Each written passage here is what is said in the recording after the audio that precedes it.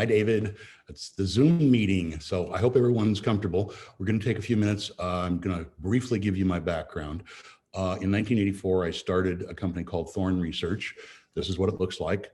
It was the first hypoallergenic company where I actually was able to get ingredients that were not full of fillers and preservatives, and it was aimed at the doctor market. And for many years, I had the company. I sold it in 2010. And I also, during that period, ended up publishing and creating a medical journal, which was indexed worldwide, and it was the most popular alternative medicine journal. It was Alternative Medicine Review. It was peer reviewed, and people still are, the doctors still wish that we still had it. I published it for 14 years. It cost a lot of money to publish. So when I sold the company, I ended up stopping the publication of the journal.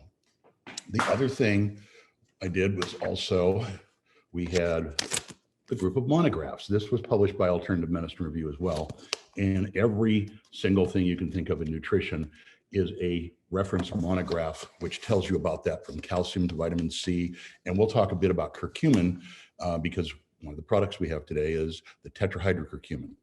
So one of the things that I found in many, many years of research and many, many years of making medicinal supplements for doctors and to improve people's health was absorption was one of the real problems. If you take vitamin C, throw it in a capsule, someone swallows it, bingo, it goes into your system and it's soluble, it's highly absorbed.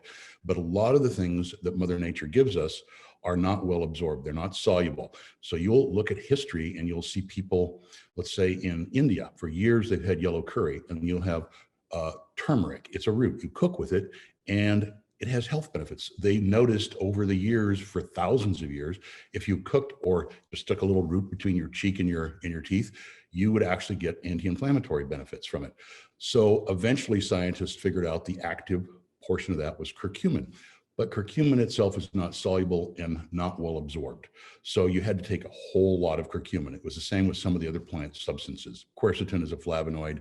The naturopaths 30 years ago would say, take 3 tablespoons of quercetin and throw it in a blender with some juice and swallow it. You would actually only get about 3% absorption. So there are hundreds of substances that Mother Nature gave us that we could get benefits from, but they're not very absorbable. And some of them are pretty nasty smelling, and some of them are, they're almost irritating. If you put it on your tongue, you just would run to the sink and get a toothbrush and rinse your mouth out. So we're going to talk about the Psylocke, Dex Key, and absorption. So what ends up happening, I've got a little video here. And if you imagine, let's say you have a football stadium, and in the stands it's full of octopuses. There's 50,000 octopuses, and they are all taken down to the center of the field, and they all join arms and they intertwine and they interlock. And that's what ends up happening potentially with molecules. You want to break down our foods. You want to break this thing down so that you get one octopus at a time and you push them out the door, and that's going through the gut wall, but they're all tied together. If you took a glass of water and took a teaspoon of oil, let's say some rich dark olive oil, put it on top, it doesn't just spread out and let the octopuses go. They hang together and that oil will sit there. So your body has to emulsify the oil and get it so that it becomes one molecule and can go through the gut wall. So what we want to do is take the curcumin, which is a bunch of octopuses hanging on to each other, and split them off and get one octopus at a time. And we're going to put it inside a dextrin fiber. And they're called cyclodextrins, and they were actually discovered in about 1897. So you've got 120 some odd years where people have known about them, and they've used them in the food industry. They use it to thicken mayonnaise, and in pharmaceutical, they found that it makes a lot of things soluble. But somehow in that 124 years, nobody sat and thought about digestion of the cyclodextrin to break free the little octopus inside, the little molecule that's beneficial. This is what, can everyone see that? I hope. This is what a cyclodextrin looks like. And inside you see tucked away is one octopus, that one little molecule.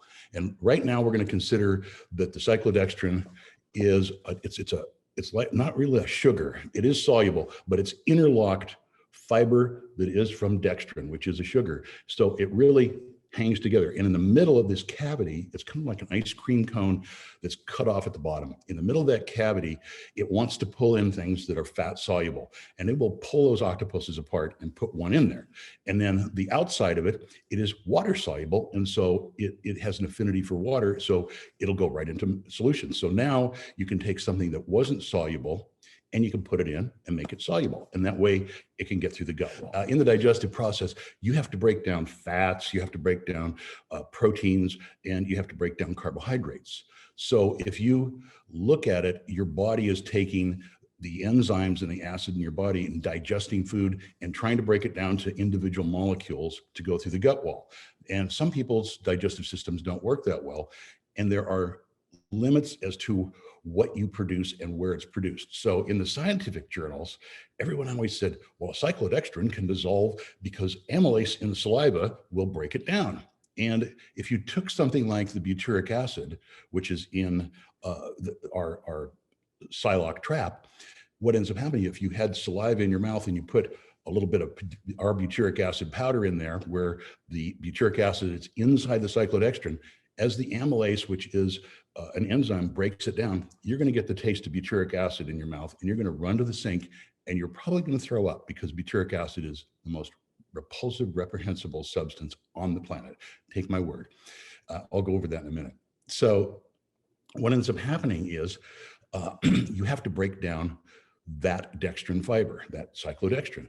And so the other part of the literature that all the scientists with the MDs and PhDs came up with is that, well, the amylase from your pancreatic enzymes will break it down. Well, if you don't have enough stomach acid, you don't produce virtually any amylase, and your digestive process is terrible. And a lot of molecules, especially butyrate, are much better further down the digestive tract. So if the amylase is released in your system and it only works in the first 3 or 4 feet of the small intestine, breaking down foods to get them so that they'll be readily absorbed later on, you run out of amylase. So what I did was I put this together, and it worked so well that I called up my patent attorney and said, can you see if anyone's ever done this? And nobody had.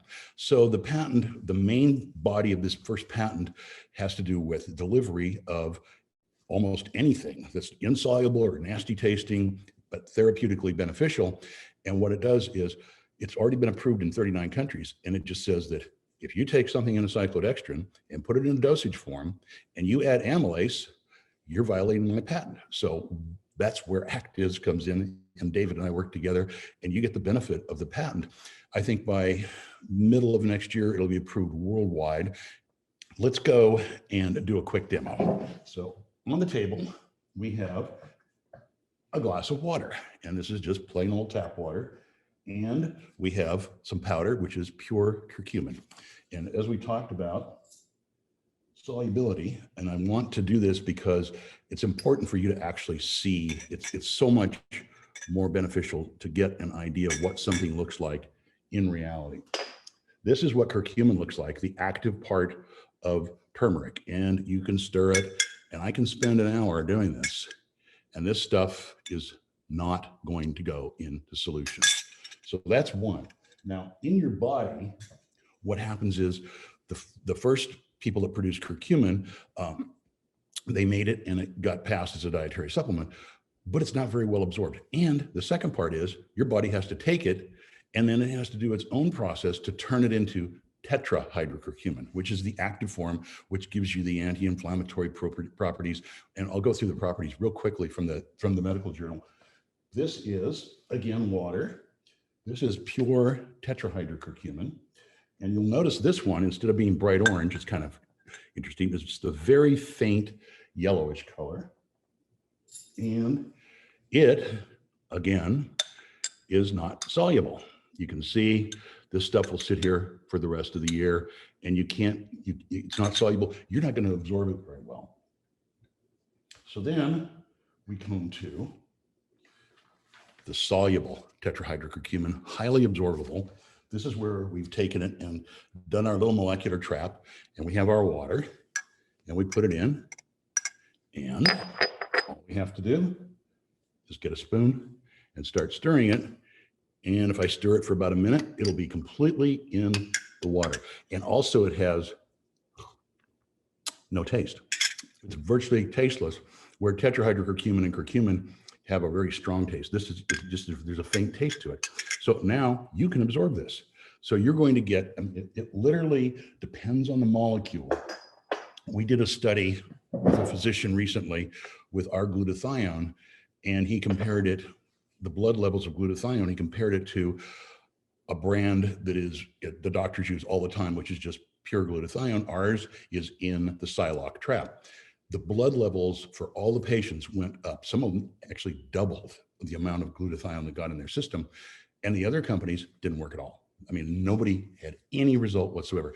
So each thing is different, but you're going to find that the tetrahydrocurcumin in the Czap is going to be so much better absorbed, and it's going to have so much more of an effective action in the body that it's, you know, you can use the word miracle absorption or something like that if you wanted to, but we won't go that far.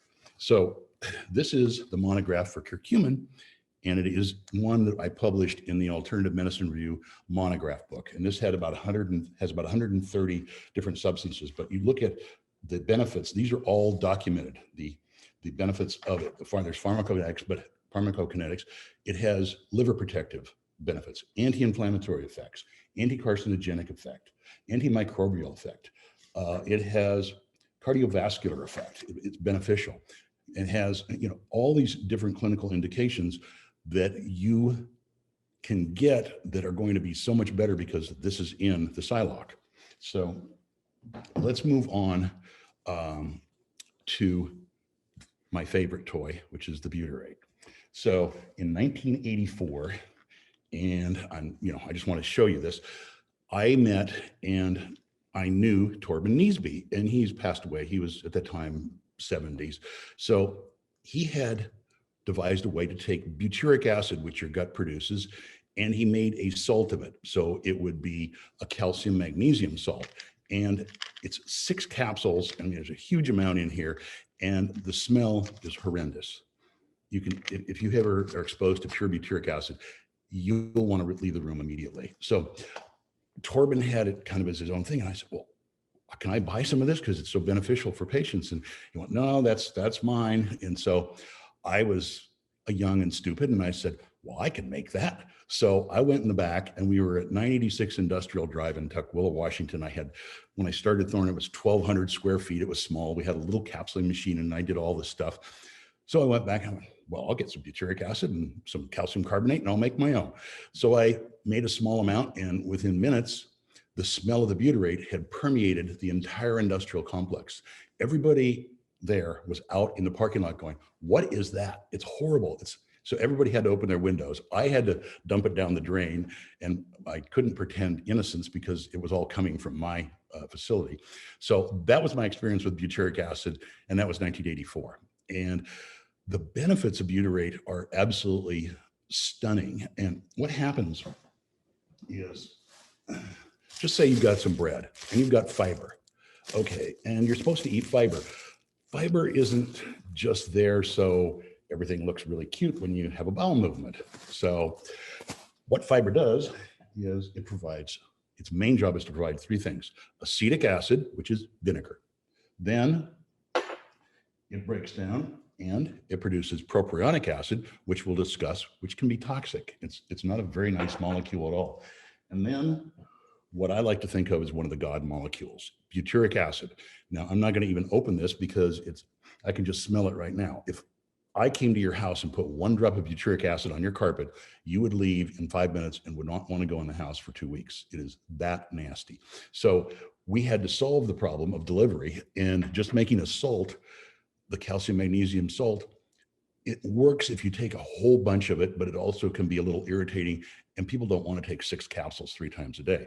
So what we can do is put it into our little Psylocke index key release system, and now it has a faint odor. There's really the faintest of tastes. We give it to autistic children. The benefit is butyric acid has many benefits. So if you have a deficiency in butyric acid, you'll find deficiencies in butyric acid in Parkinson's disease, in autism, in multiple sclerosis, in ALS. Harvard is actually doing this next spring a study with, they got delayed because of the pandemic. They're doing a study with our butyric acid, the same one you're using in the Silox Dexkey, and they're doing a huge study on ulcerative colitis. And it took a year and a half. They put it together. They went through the independent review system. They went to the FDA, and they're going to show how beneficial our product is. And they're going to test it with some B12 forms, but they're going to show how beneficial it is for ulcerative colitis. And the molecule is involved in, it's fuel for your gut. There's absolute data that if you have proper butyric acid levels, you can prevent colorectal cancer. I mean, and it's fuel for your cells. It's an anti-inflammatory. It is really, truly one of the greatest molecules in the world. But what happens, there's always a but what happens that comes along here, is you're sitting there eating food. The fiber that we're all so proud of eating, there are microorganisms in your gut that will break down the fiber into specific amino acid or fatty acids. That's the acetic, the propionic, and the butyric. And there's a ratio that you should have to be healthy. And you should have you're going to have more of it's going to be acetic acid, the vinegar. And that helps do things as far as blood sugar and lowering lipids in your body. The next level of production is propionic acid, which in many ways can be extremely toxic, and you don't want high levels of propionic acid. And then you have the butyric acid production, and those are the good microorganisms. Those are the good guys on our side. So what happens is, especially when you have someone who's born with an improper balance, and that's where autism is really linked to. The mother gives birth to the child, and the mother might have an improper balance of microorganisms, and she's big enough that it's not really affecting her too much, but the child will produce too much propionic acid, and it's toxic. So it is linked completely to autism. But there are many other things. There's a disease called propionic acidemia, where a child is born and even the mother's milk, the protein has amino acids, and there are 4 amino acids that convert to propionic acid, and a child can die in 7 to 10 days because of the high level of propionic acid. That's how bad this can be. And if they catch it, then the child is not allowed to eat proteins. They have this diet that's terrible, but you can supplement them with amino acids, but not the ones that are bad. So getting down the track, the wonderful thing is the butyric acid is so wonderful for your body, and the brain and the gut connect. And what ends up happening is the brain wants butyric acid, and it says to your gut, hey, eat more fiber because we need more butyric acid. But your gut has a bunch of bad guys producing propionic acid. So in Parkinson's patients, in MS, and especially in autism, the ratio is wrong. So it's producing, every time it tries to produce more butyrate, it produces even more propionic acid. And then the brain says, oh, wait, stop. And then you get constipated. And so you eat more fiber, which is not how it's going to work. So what ends up happening is, if we can lower the supply of fiber briefly, so we can slow the production of propionic acid, and then you give them the link, the butyrate, you're giving the good fuel. And we have, it's like the ulcerative colitis study. We have many patients that the doctors have that are autistic kids and Parkinson's patients that are taking butyrate, our butyrate, and providing the level of butyrate that the body wants, and then they're able to slow the production of propionic acid. And we have people lined up, doctors who are going, this is amazing data. We've never seen anything like this. So you're involved in a technology that's going to change the world. I mean, the things that we have lined up are amazing. And so David and I will be collaborating, and we'll probably pull Angie in and say, what do you think of this? So the association with actives and David goes back a long time. When I had Thorn, I did a custom product for a company, and David was working with that company. And so we had interactions, and I always liked David. And so when I came up with this technology, I came out of retirement because we were actually changing the lives of autistic kids. And I called David and said, I've got something that's really, really cool. So David looked at it and went, this is a winner. And he said, I have people like you, wonderful people who can help people's health throughout the world. I've been concentrating on the doctor's market. So working with David and actives, and Angie gives us another path. The path is through you. Bye, everybody. Thanks for joining.